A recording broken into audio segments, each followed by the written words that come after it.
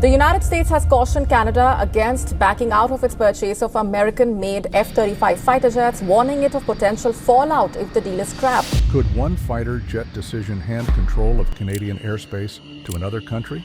Canada is rethinking a deal whose price tag just jumped. Auditors now put the F-35 program between 27.7 billion Canadian dollars and 33.2 billion Canadian dollars, forcing a full review of what was supposed to replace the CF-18.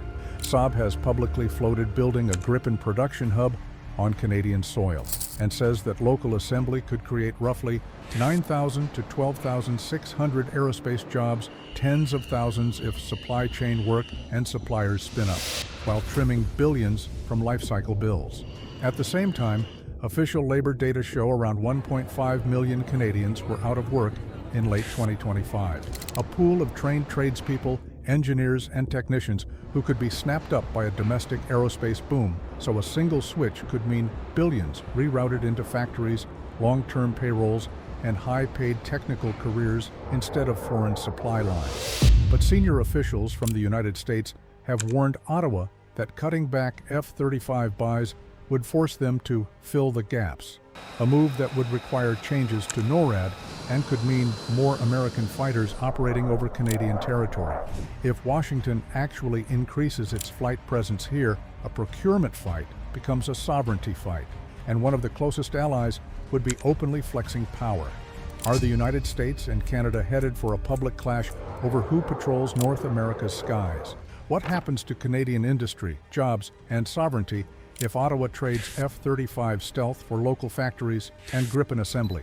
Stay with me because this video reveals how one fighter buy could rewire jobs, rewrite continental defense plans, and force a showdown between capitals. This was never meant to be a crisis. It was supposed to be paperwork. It was supposed to be routine.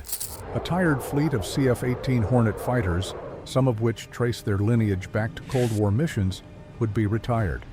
Canada would select a next-generation jet. The Defense Departments would sign, stamps would be affixed, and a $19 billion replacement program would roll forward with minimal fuss. Instead, that quiet update has blown up into the sharpest public confrontation between Washington and Ottawa in decades, a feud that now questions the assumptions underpinning the North American defense relationship itself and could ripple across NATO alliances. At the center of it are two fighter jets, two countries, and one stubborn question: who really controls the skies of North America? At stake is Canada's sovereignty over its airspace, its defense industrial base, the future of NORAD cooperation, and tens of billions in aerospace work. What began as a procurement program selected back in 2022 has morphed into a national debate, a diplomatic standoff, and, by some measures, a referendum on alliance hierarchy. To understand how this happened, we have to go beyond aircraft model numbers and corporate logos. We have to understand history, personality, strategic culture, economics, and political narrative. With all of that in mind, Canada's fighter jet story right now is not just about procurement. It's about trust, autonomy, identity, and who writes the defense playbook on the northern half of the continent. Canada's CF-18 Hornets were first delivered in the early 1980s. For decades, they formed the backbone of the Royal Canadian Air Force's tactical fleet, intercepting Russian bombers over the Arctic, flying NORAD air patrols alongside U.S. Air Force fighters, and deploying overseas on alliance missions. Time has faded their capabilities and increased maintenance costs. By the late 2000s, Ottawa knew it needed something newer. In 2017, Canada launched a competition called the Future Fighter Capability Project to replace the CF-18S. It was an open, 7-step process that evaluated multiple aircraft. Its goal was practical: give Canadian pilots a capable, modern platform at a reasonable cost, backed with industrial benefits for Canadian companies. After years of evaluation and competitive bids, in 2022 the government selected the Lockheed Martin F-35A Lightning II as the top-ranked aircraft. The F-35 was not a surprise choice. It's flown by the United States Air Force, Marine Corps, and Navy. It's used by Canada's closest allies, including the United Kingdom, Italy, the Netherlands, Norway, Denmark, and Australia. It offers stealth design, advanced sensor fusion, networked data systems, and combat capabilities that older fighters can't match. It is, by common measure among Allied air arms, the most capable tactical aircraft in the world today.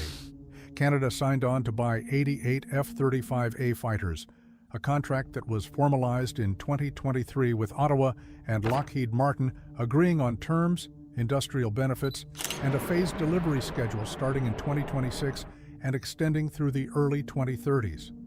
Those 88 jets represent the largest fighter purchase in Canadian history. Conservative estimates valued the program at $19 billion, and Canadian aerospace companies had already won billions of dollars in supplier work tied to the global F-35 program, over $3.3 billion Canadian dollars, with more projected through 2058. If you're following this analysis, hit like and consider subscribing. Support lets us keep delivering detailed global coverage. Now, back to the topic. By late 2024, Ottawa had negotiated with U.S. officials and Lockheed Martin, chosen Canadian partners like L3 Harris MAS, to help establish a strategic maintenance depot, and projected that the F-35 program would add 425 million Canadian dollars annually to Canada's GDP and sustain roughly 3,300 jobs each year across the aerospace industrial base. If this sounds like a strategic win for Ottawa, jobs, industrial participation, and aircraft superiority, it was. But the world shifted faster than the acquisition process could keep up. Tension first buried itself in trade. In 2025, relations between Canada and the United States frayed on issues ranging from lumber exports to tariffs. In one reported incident, President Donald Trump publicly threatened a 50% tariff on Canadian goods if certain certifications were not approved, a threat that NORAD would have to be altered if Canada didn't move forward with the F-35 certification process. This wasn't just tariff talk. It was a signal. Washington was willing to use economic levers to influence defense outcomes. That was just the prelude. Inside Ottawa, public opinion began to shift in surprising ways. Polling cited in recent discussions showed that only about 13% of Canadians supported continuing with the full F-35 purchase as originally planned, while 43% supported switching to Sweden's Saab JAS-39 Gripen fighter jets, and 29% supported a mixed fleet. This isn't a fringe view. It reflects genuine unease among Canadians about buying into a program controlled by another government, where critical software, upgrades, and sustainment cycles are not fully sovereign. Analysts pointed out that while there's no kill switch built into the F-35, the United States controls upgrades and software improvements, a vulnerability that would give Washington leverage over Canada's air combat capability. Element by element, the strategic calculus changed. It didn't help that the F-35 program itself was running late and over budget around the world. A U.S. Government Accountability Office report noted that the key Block 4 upgrade, the version Canada planned to buy, was $6 billion over budget and 5 years behind schedule.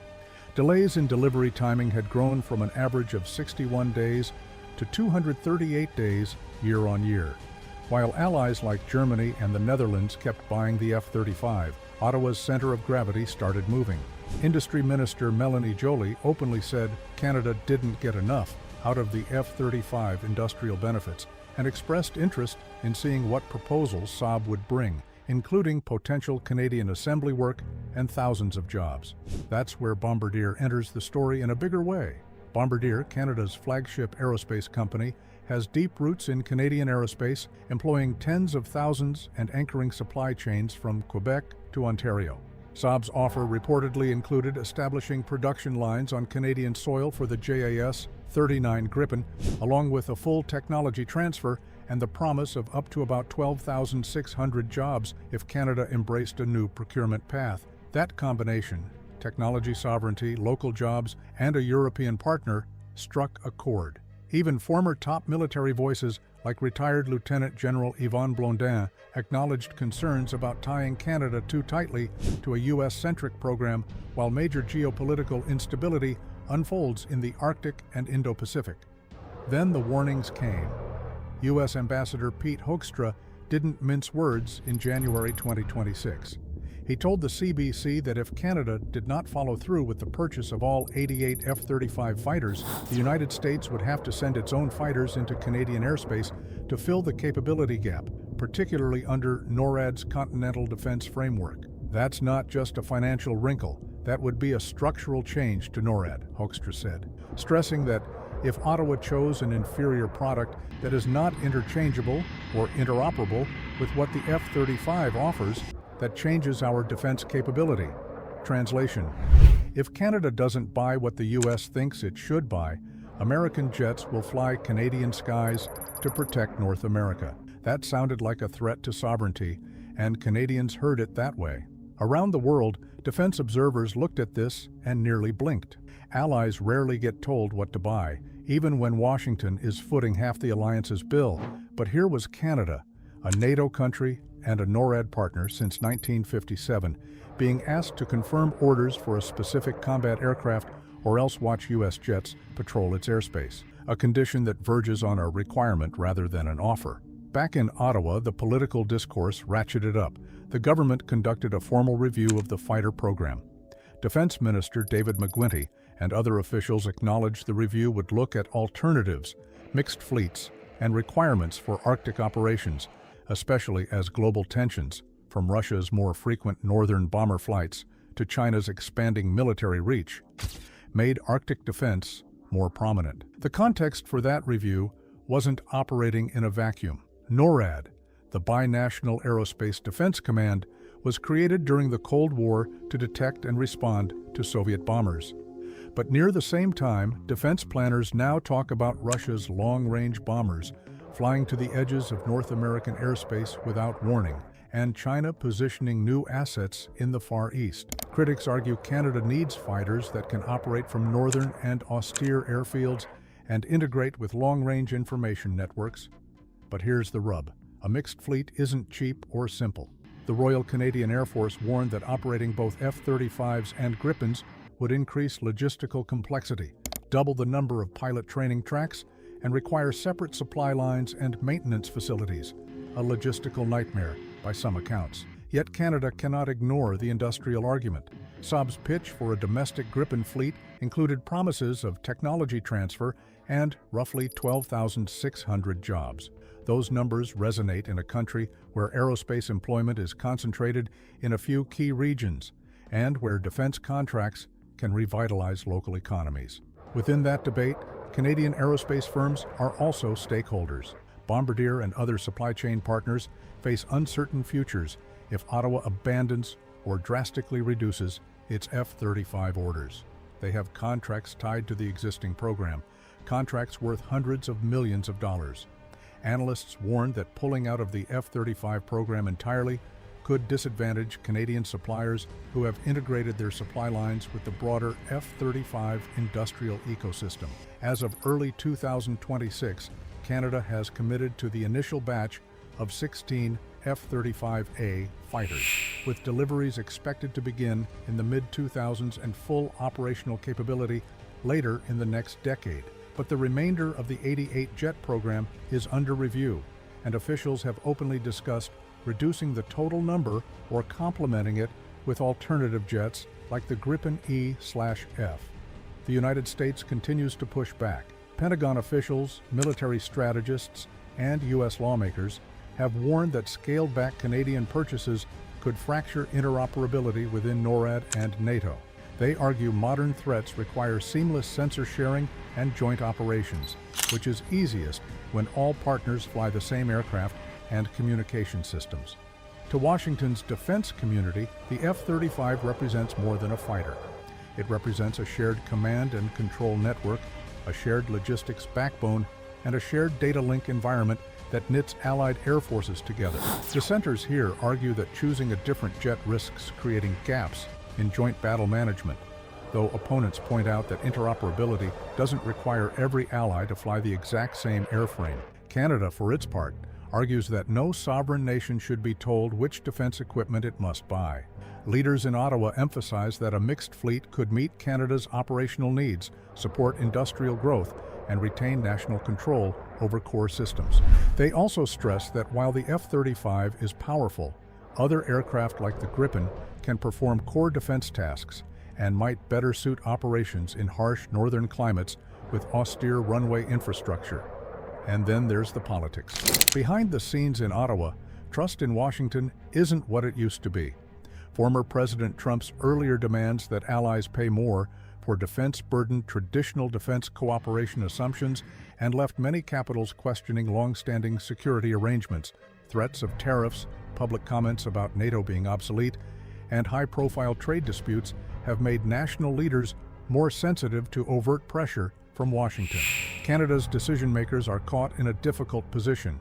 They face pressure from the United States to confirm F-35 purchases. They see a political and economic opportunity in Saab's local production pitch. They have to answer a domestic public that increasingly questions buying American jets while seeing other options available. And they must manage NATO and NORAD obligations without appearing to weaken continental defense.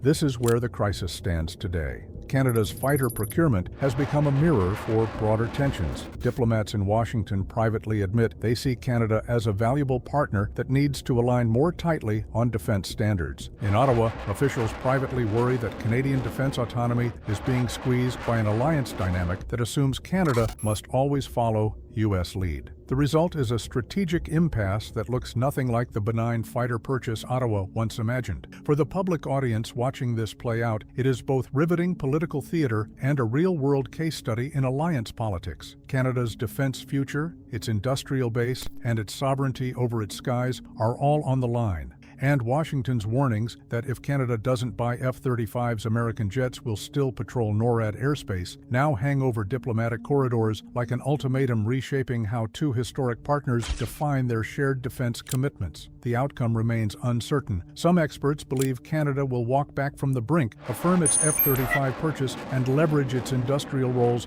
to secure economic returns. Others believe Canada will persist in diversifying its fleet and assert a model of cooperative defense that isn't dictated by a single partner. Either way, what started as a simple replacement for aging fighters has become a defining moment in how Canada balances alliance loyalty with national independence. For chief decision-makers in Ottawa, the President in Washington, defense planners in NORAD headquarters, and aerospace workers in Winnipeg, Montreal, and Halifax, this is more than a contract dispute. This is a moment that could reshape North American defense relationships for decades. What began as a routine defense procurement has now pushed the United States and Canada into one of the most serious military, industrial, and diplomatic strains between close allies in years. In the weeks and months since Ottawa formally launched a full review of its fighter jet acquisition plans, the tone from Washington has shifted from quiet concern to open pressure, with U.S. officials hinting plainly that a reduced or altered F-35 commitment will force a re-evaluation of how North American air defense operates and who flies the skies. The center of this storm is Canada's plan to buy Lockheed Martin's F-35A Lightning II, or not. Originally slated to replace aging CF-18 Hornet jets with a fleet of 88 advanced fighters, Canada has already secured the first 16 in production and has begun paying for long-lead components of 14 more, even while the larger plan remains under review. On paper, this was a standard military acquisition. On the ground, it's become a crisis of sovereignty and alliance cohesion. Americans label the F-35 a cornerstone of post-Cold War air defense. It's not just a fighter, Washington insists. It is the platform that glues together the data networks, sensor sharing, communications links, and missions that keep North American Aerospace Defense Command, NORAD, and NATO operations kindred. U.S. Ambassador to Canada Pete Hoekstra has repeatedly warned Ottawa that if Canada scales back its commitment to the F-35, the NORAD agreement itself will need to be reconfigured. If Canada is no longer going to provide that capability, then we have to fill those gaps, Hoekstra told Canadian media, indicating that American fighters may need to fly more often over Canadian soil. This matter of troops in the sky isn't just technical jargon. Canada's defense identity is tied to the idea that it can control its own airspace and project that control in cooperation with its neighbors. A publicly open suggestion that Washington would send U.S. jets into Canadian territory unless Canada buys a particular model of fighter has been interpreted in Ottawa and across Canada as a sovereignty red flag. That interpretation has stoked public and political debate far beyond defense circles and into national consciousness. Saab's counteroffer, a fleet of 72 JAS-39 Gripen E/F fighters accompanied by 6 GlobalEye airborne early warning and control aircraft and tied to substantial technology transfer and local production, has injected still more momentum into the debate. Saab's offer, which industry briefs suggest could create roughly 12,600 jobs across Canadian aerospace, isn't merely about more jets. It promises a different model of defense industrial cooperation where Ottawa retains full control over sustainment, upgrades, and long-term management of the fleet.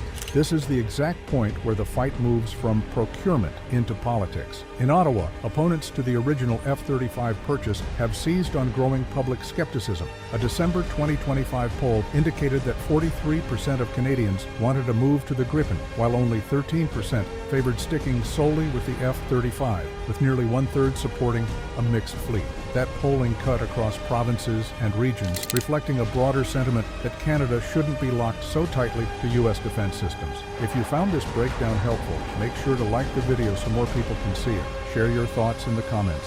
Should Canada stick with the F-35, switch to another fighter, or go with a mixed fleet? And if you want more deep dives into military, geopolitics, and global power moves like this one, hit subscribe and turn on notifications. Thanks for watching, and we'll see you in the next video.